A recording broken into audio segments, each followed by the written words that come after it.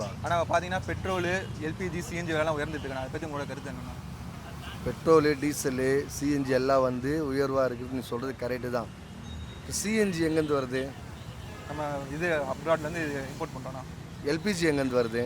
ரெண்டுமே அங்கே அப்ராட் தான் வருது. எதனால் வந்து பிரச்சனை வந்தது? ஃபஸ்ட்டு போர்னால வந்துருக்கு. போரால் வந்தது. இது நம்ம கவர்மெண்ட்டுக்கு சம்மந்தம் இருக்கா? ஏன்னா நம்ம கவர்மெண்ட் தான் ஏற்றிருக்காங்க விலை, மத்திய அரசு. இல்லைப்பா, நம்ம கவர்மெண்ட்டுக்கு சம்மந்தம் இருக்குதான்னு கேட்குறேன். நம்ம ஸ்டேட் கவர்மெண்ட் நம்ம சாதா கவர்மெண்ட்டுக்கு சம்மந்தம் இருக்குதா? சென்ட்ரல் கவர்மெண்ட் தான் சம்மந்தம் இருக்குது. ஆமாண்ணா. ஆமாம், இது வந்து ஏறுறது. அப்போ வந்து நம்மளுக்கு வந்து இப்போ பார்த்தோன்னா எல்பிஜி, வீட்டுக்கு எல்பிஜியே வந்து ரொம்ப கட்டுப்பாடாகுது.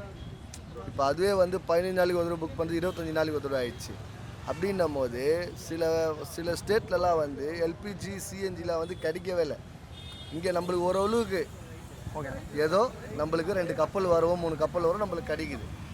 ₹1 ₹2 ஏற்ற தான் செய்வாங்க. ஆனால் அந்த பொருள் கிடைக்காமல் நம்மளோட வாழ்வாதாரம் போய்டும்ல. ₹1 ₹2 ஏற தான் செய்யும். அதெல்லாம் ஒன்றும் பண்ண முடியாது. நம்ம எப்படி இருக்குதோ அதுக்கேற்ற மாதிரி நம்ம வாழ்ந்துன்னு போக வேண்டியது தான். இதுதான் ரீசன்.